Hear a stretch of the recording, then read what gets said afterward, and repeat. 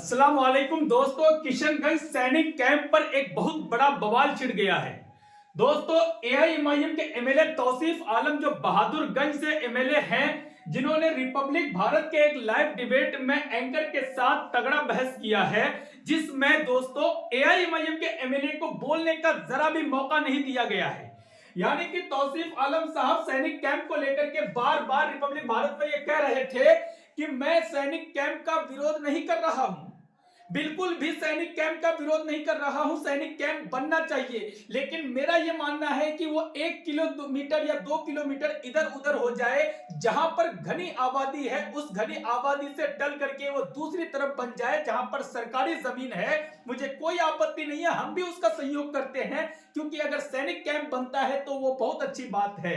लेकिन ये दोनों जो रिपब्लिक भारत के एंकर हैं, ये देख सकते हैं इनका थोड़ा, ये तो दोनों बिल्कुल ही इनको बोलने का मौका ही नहीं दे रहे हैं, 1% भी इनको बोलने का मौका नहीं दे रहे हैं। और यहां तक ये जो बीच वाले हैं, ये इनको कह रहे हैं तौसीफ आलम सर को कि आप वहां पर सैनिक कैंप इसलिए नहीं बनने दे रहे हैं क्योंकि किशनगंज में काफी ज्यादा घुसपैठी लोग हैं और आप लोगों को उनसे दिक्कत हो जाएगी, क्योंकि उन लोगों को भगाया जाएगा जब, तो आप लोग उन घुसपैठियों को बचाना चाहते हैं, इनका ये कहना है। और ये कहते हैं तौसीफ आलम सर को, ये एंकर रिपब्लिक भारत के, कि आप अपनी राजनीतिक को चमकाना चाहते हैं। आप लोग बस कुछ ही चुने हुए एमएलए या एमपी हैं जो कि इस कैंप का विरोध कर रहे हैं, जबकि बार बार तौसीफ आलम सर ये कह रहे हैं कि हम विरोध नहीं कर रहे हैं। लेकिन ये दोनों हैं कि उनको बोलने का थोड़ा भी मौका नहीं दे रहे हैं।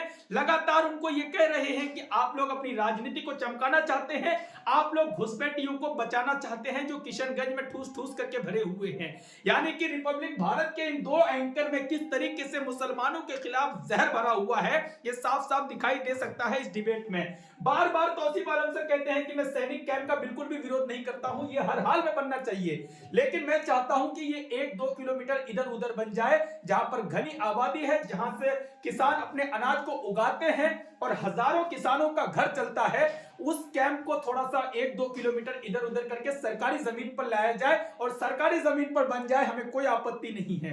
लेकिन उसके बावजूद ये दोनों है कि उनको बोलने का मौका ही नहीं देते हैं, लगातार उनको टोकते रहते हैं। उनको बोलने का मौका इसलिए नहीं देते हैं क्योंकि वो जब सच बोलते हैं तो इन लोगों का जो है रोजी रोटी वो बंद हो जाएगा। इनको तो हिंदू मुस्लिम करना है हर हाल में। और फिर तौसीफ आलम सर के सर ये कहां से पता नहीं बाबरी मस्जिद को लाकर के घुसा दिए, सैनिक कैंप के बारे में बोलते बोलते बाबरी मस्जिद घुसा दिए, बाबरी मस्जिद और राम मंदिर का मामला इनके साथ में छेड़ दिए, जबकि इससे कोई लेना देना ही नहीं है तौसीफ आलम का।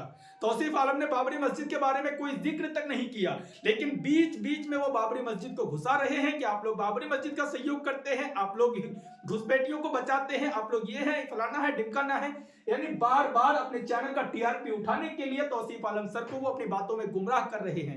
तो मेरा सवाल ये है कि ये लोग ऐसे एमएलए को इसलिए बुलाते हैं जिनके मुंह में ज्यादा बोली नहीं होता है, जो सिर्फ काम करना जानते हैं, ताकि वो उनकी बातों को पकड़ सके और उनको बातों में उलझा करके अपने चैनल का टीआरपी बढ़ा सके।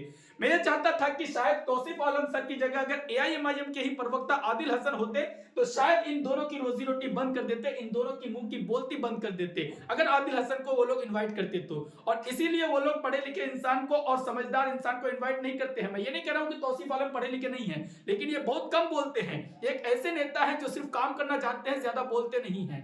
अदरवाइज मैं ये सोच रहा था कि इस न्यूज को आप लोगों को बताया जाए कि तौसीफ आलम बहुत ज्यादा परेशान हो गए थे, इन दोनों से ज्यादा कुछ बोल नहीं पाए। वो बार बार ये कहते हैं कि सैनिक कैंप बनना चाहिए किशनगंज में, लेकिन 1-2 किलोमीटर इधर उधर सरकारी जमीन पर बने, जहां पर घनी आबादी है वहां पर ना बने। और इन दोनों का यह भी कहना है कि किशनगंज के जो एमएलए हैं, किशनगंज के जो एमपी हैं डॉक्टर जावेद साहब जो कांग्रेस से हैं, उनका कहना है कि आप लोग कुछ ही चुने हुए एमपी एमएलए हैं जो कांग्रेस से और एआईएमआईएम से हैं जो इसका विरोध कर रहे हैं, अदरवाइज कोई वहां से विरोध नहीं कर रहा है, वहां की जनता भी विरोध नहीं कर रही है। लेकिन तौसीफ आलम सर ये कहते हैं कि जब एक एमपी आवाज उठा रहा है तो उसके पीछे 10 लाख लोग आवाज उठा रहे हैं, जब एक एमएलए आवाज उठा रहा है तो उसके पीछे 3 लाख लोग आवाज उठा रहे हैं। लेकिन इस बात को वो ध्यान नहीं देते हैं, बार बार कहते हैं कि आप लोग घुसपैठियों को किशनगंज से बचाना चाहते हैं। तो लोगों आप लोग जागरूक हो जाइए और ज्यादा से ज्यादा इस वीडियो को शेयर कीजिए, किशनगंज के तमाम उन लोगों तक पहुंचाइए और सीमांचल के तमाम उन लोगों तक पहुंचाइए जो इस सैनिक कैंप के लिए खिलाफ है, सैनिक कैंप को किशनगंज से हटा करके कहीं और करने के लिए चाह रहे हैं। उन लोगों तक इस वीडियो को आप लोग ज्यादा से ज्यादा शेयर करके पहुंचाइए। अगर आपको हमारा ये रिपोर्ट ब्लॉग थोड़ा भी पसंद आया हो तो आप इस वीडियो को दिल से एक लाइक जरूर करें। अगर आप यूट्यूब में देख रहे हैं तो चैनल को सब्सक्राइब करें। अगर आप फेसबुक पर देख रहे हैं तो आप हमारे पेज पब्लिक की आवाज को जरूर फॉलो करें।